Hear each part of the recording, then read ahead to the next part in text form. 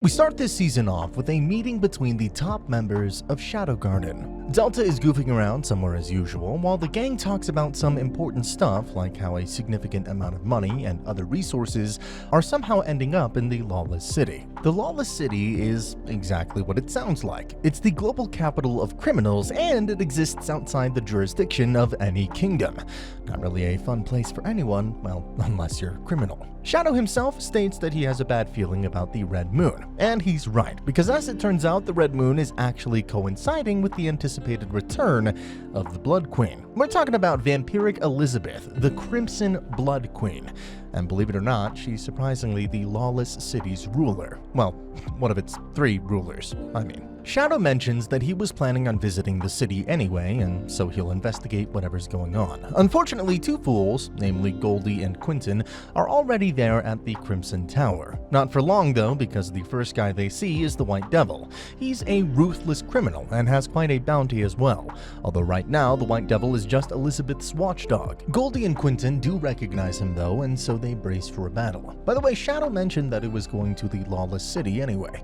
Why though? Well, apparently it's because his sister Claire was being sent there by the Dark Knight Association to slay vampires, and she kind of made him tag along with her. We see both siblings walking around in the Lawless City, and it seems that Goldie and Quentin have been sold to a slave trader. Following this, Cid finally manages to break free from his sister and go off on his own. He starts strolling around the city. In the meantime, we also see a group of thugs beating up a ghoul, but when a magical wave resonates through the city, the ghoul lashes out at the thugs, and just like how it was in the zombie movies, when the ghoul bites a thug, he turns into a ghoul as well. Cid is still deep in his own fantasies, wondering about good roleplay scenarios when he gets attacked by a ghoul, but a red-haired lady appears out of nowhere and saves him. She's Mary, the ancient vampire hunter. She soon leaves, but her interaction with Cid is powerful enough for him to let out a tear down his face. He's simply too excited. After all, Mary's going to be the newest character in his role-playing. Meanwhile, Claire arrives at the inn they were staying at, and as you'd expect, she's not pleased to see that Cid is not there. We see her save an almost naked man from a ghoul, only to ask him if he's seen a boy with black hair and black eyes. We also see our boys, Skell and Poe, Cid's friends. They thought they could lose their V-cards in this Lawless City, but we see them getting jumped by ghouls instead. Things get messy. Cid switches to the Shadow and saves an escort named Marie, while Claire comes across Mary, and after interacting with her, she believes that her brother may have been abducted as a sacrifice to awaken Elizabeth. But what is he really up to? Well, after saving Marie, he also saves some Dark Knights, and just when the other 2 rulers of Lawless City, namely the White Fox Spirit and the Black Tyrant, are about to square off with each other, Shadow enters the chat, stops them, and introduces himself as the Shadow. But they don't give him the attention and try to break into Elizabeth's tower. And Cid is attacked by the White Devil. No problem though, he simply slices up the White Devil into multiple pieces. On the other hand, there's Beta from the Shadow Garden. She encounters Claire and Mary, and explains that the reason why she's here is because the Shadow Garden wants Elizabeth's blood. Now, remember Soldier 666? It's Rose Oriana. She joined Shadow Garden at the end of the first season. Well, she was with Beta. When Claire tells them about Cid's kidnapping, she kind of panics. It's understandable though, she doesn't know that Cid is the Shadow. Things lead to a confrontation with the Black Tyrant, and Juggernaut, the Black Tyrant, is strong. Mary pretty much dies, but thankfully when she kisses Cid's sister, she heals. Looks like the vampire hunter, well, is also a vampire. Now Shadow appears and gets rid of Juggernaut, the Black Tyrant, which kinda confuses Claire because why the hell is Shadow saving them? Guys, keep it in mind that she is actually on her way to save Cid. Anyway, so about Mary. She reveals that 1,000 years ago, the Queen actually wanted peace. She even had the vampires give up drinking human blood, and the results were impressive. Not only did the vampires become able to walk in the sun, they also learned to coexist with humans. This was called the Haven. However, the Queen eventually couldn't control her own lust for blood, and then during the Red Moon that happened 1,000 years ago, she personally massacred everyone in the so-called Haven. The regret was probably insurmountable because she self-deleted herself. Now, her corpse was stolen by Lord Crimson, the one who has been ruling Queen Elizabeth's throne since forever. Claire starts feeling sad, and she also sympathizes with Mary for being unable to prevent what happened to the Queen's corpse. She even starts sharing her own story on how she's possessed by a demon and how her goal is to help her brother become great before she ultimately loses her humanity. Yeah, she has no idea that her so-called brother has already cured that demonic curse. And speaking of him, Cid, or should I say Shadow, just kills that Lord Crimson after stealing his stuff. He just thought it would be cool if he killed him. But when he killed him, the Lord was in the middle of resurrecting Elizabeth so that he could marry the Queen. Well, he's dead, but the Queen gets resurrected anyway. It happens right after Shadow leaves, and Claire and the others enter the chat. Not good. Elizabeth lashes out and triggers the demon blood in everyone who had it. We're talking about members of Shadow Garden, and we're also talking about Claire. In her case, it's worse. She literally goes insane. But her consciousness then finds itself in a dream world where she meets Aurora, the Witch of Calamity. Now, Aurora states that although Shadow rid her of the curse of demonic possession a long time ago, her blood still continues to evolve into something that's, well, hard to explain. So, as this is all going on, Aurora possesses Claire's body to take out Elizabeth, but as expected, Claire's body can't do things like the atomic spell. Luckily, Shadow returns and takes on the Queen himself. Beta is pleased to see him, but only we know that he's just here for the coins he dropped earlier. Still, Elizabeth is impressed by him and wants to know his name. But instead of just answering her like a normal person, Shadow pretty much takes up the pen from the author and starts writing the story himself. He lets out Recovery Atomic, which reverts everyone back to a human. He also heals everyone who was injured, and he also knocks Elizabeth unconscious as well. Well, all's well that ends well. Later, Claire expresses her determination and how she's going to master her blood, whatever it is. Of course, Cid promises to stay by her side and support her, and yes, Claire is wary of Shadow. She even wonders if she remembers him from somewhere. While Cid is kind of down because he wasn't able to get more of those gold coins, but whatever, he can always just return to the Lawless City and steal more later. Moving on, we see him meet with the White Fox spirit, Yukime, in secret. Apparently, he believes that Shadow Garden is picking fights with major conglomerates just to make new enemies, and so he's meeting Yukime to put one of Shadow Garden's companies out of business. This will be a warning, because Cid thinks they're maybe going too far. Though what he doesn't know is that Shadow Garden is not just making new enemies. The company thereafter uses organized crime for their operations, and there's a reason to believe that they may be involved with the cult as well. By the way, Cid is still planning on making profit off this. Yes, he's going to profit off going up against his own organization, as well as the company his organization is going up against at the same time. Talk about a real businessman. He even tells Yukime that they should counterfeit a fortune in fake bills, because both the Shadow Garden's company, called Mitsugoshi, and the one that they're up against, Garda's company, own competing banks. Yukime is impressed because this is going to destroy people's trust in the banks. Everyone will start withdrawing their money for gold, while Cid and Yukime profit the hell out of the whole thing. To be fair, like always, Cid is just bluffing his way through the whole thing. But this is where it gets crazy. Delta visits our boy when he's about to get rid of Garter's thugs, and even though Delta's brother is among the 4 clovers that are sent to attack Mitsugoshi, Delta has no problem killing him. But it's worth noting that she has like 1,000 more siblings. This intrigues our boy, and he tells her he wants to visit her clan, and that's when Delta tells him that he should also kill her father, become the new chief, and have strong babies with everyone in the clan. The other clovers are on their way to kill Luna. She's the CEO of Shadow Garden's Mitsugoshi, but Luna is just a public name. It's actually Gamma. She takes care of them by herself, no problem. And this is the part where Getten, the boss of the other team, decides to act himself. Turns out Getten's face was scarred many years ago, and he's still looking for revenge. Do you want to know who scarred his face? I bet it was stylish Bandit Slayer. But don't feel bad for him. After Yukime releases millions of fake bills in the economy, she tells Cid that her family was killed by Getten, which means that this is personal. Then there's Alpha. When she notices the fake bills, she starts telling the gang to find out what's going on. By the way, Getten was eventually thinking of doing the same. He was just going to inject the economy with fake bills, but only after he was done giving the real gold money to the cult. But now the money will be given to the people it belongs to. Alright, enter John Smith. When number 666, or should I say Rose, is looking into the situation, John Smith catches her and tells her that it's still a bit early for Shadow Garden to discover the truth. Of course, she doesn't really enjoy the fact that she keeps losing all the time, but hey, you know, that's life. Now, Shadow Garden has no idea that John Smith is actually Shadow himself. They send Delta, because you know how she is, and although she is aggressive at first, it only takes a few moments before she picks up our boy's scent and realizes that it's just him. John Smith is Shadow. He pats her as if she's a cute little puppy and tells her that he's undercover. He then gives her a mission just to send her away. Yeah, he tells her to hunt Juggernaut just because he wanted to get rid of her. The gang back at Shadow Garden doesn't take this lightly though. When Delta doesn't return, they fall under the impression that John Smith killed her.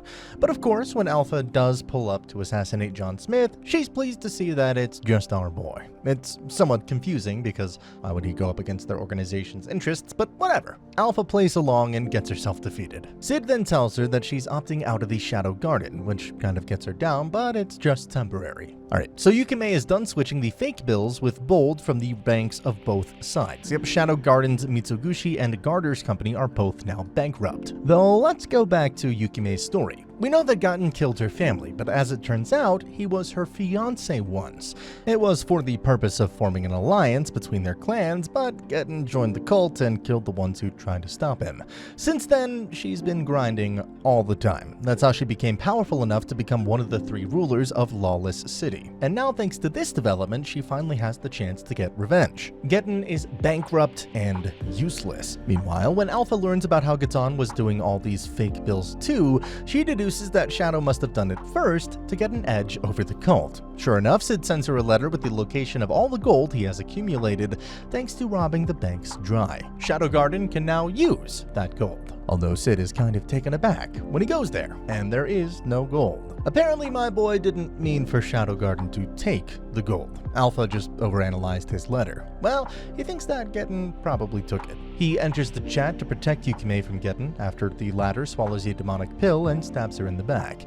He did it while he confronts him for trying to take what belonged to him. Yukime deduces that he's talking about her. Nope, I'm sorry, young lady, but he's just talking about the gold. And remember how Gaten was still looking to get back at the stylish bandit slayer who scarred him? As it turns out, he was scarred on the same night when Yukime's family was killed. Heck, it was Cid, the stylish bandit slayer, who saved her. Gaten ultimately dies, and as you can guess, Yukime is madly in love with our boy John Smith. Alpha and Shadow Garden form an alliance with Yukime and her domain, while Cid goes around searching for where Gaten hid the gold. He spends days, even weeks, but fails even with Delta's help. Finally, he quits and just disappears from the scene for a while, but Delta continues and she digs up something else. Something valuable. Anyway, Cid's friends sneak into his room, see 6 tickets to a hot springs resort, and decide to steal them. Not good because they were a gift from the Shadow Girls for Cid.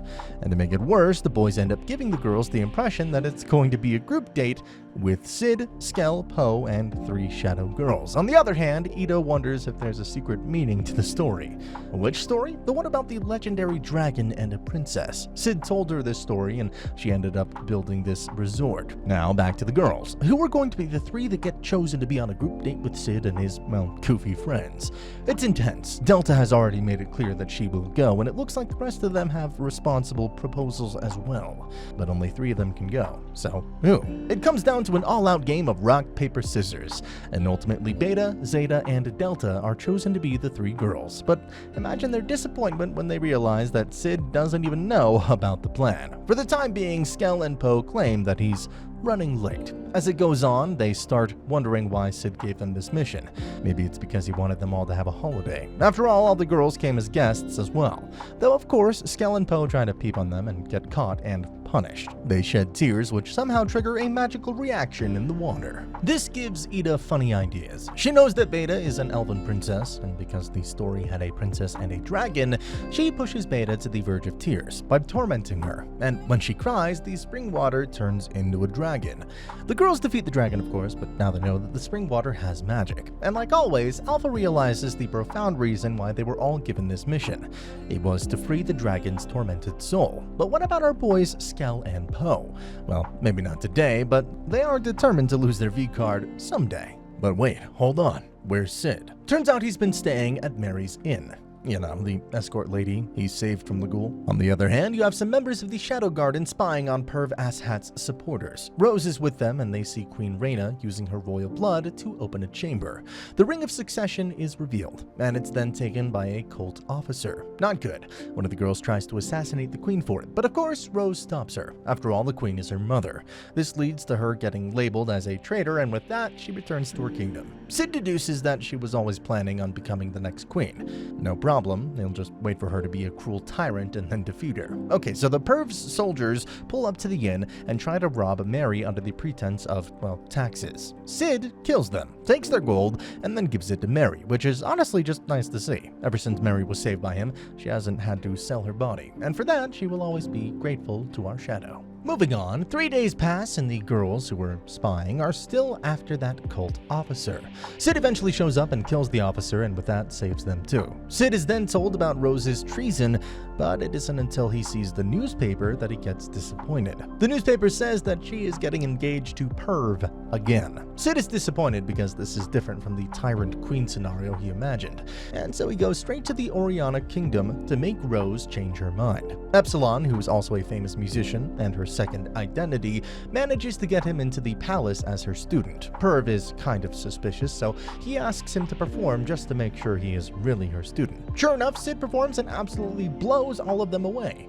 He's simply phenomenal. And he does that while robbing not just money and jewelry, but also the Ring of Succession from Perv's pocket. He thinks it's the wedding ring. After the performance, he pulls up to her room. She's always been in love with Cid, so you bet she's pleased to see him. Next, we see him munching on some cookies, all the while telling her not to go through with the wedding. But even after the man she loves tells her this, she still can't. She says she has to marry Perv, almost as if she has no choice. And yes, later, Cid overhears Perv's ultimatum. If she doesn't marry him, he's going to kill her mother. By the way, Epsilon and Lambda talk about the Ring of Succession. It looks like it has the power to destroy the kingdom with one blow, in the sense that it controls a nuke-like weapon called Black Rose. Perv tells his superior that he's going to take control of Black Rose soon. Little does he know that Cid already has taken the ring. And we also see that Perv is actually having an affair with the queen. So not only is he a member of the cult who wants weapons of mass destruction and seeks to marry the princess, but he's also having an affair with her mother. And so to make it worse, Cid also overhears that Perv and Reyna are literally planning on killing Rose after the wedding. So how does Cid deal with the situation? He takes up his shadow disguise and shows Rose a scene of Perv and her mother having sex while plotting her death. Shadow shows this to her, hoping that this would turn her into a tyrant like he planned.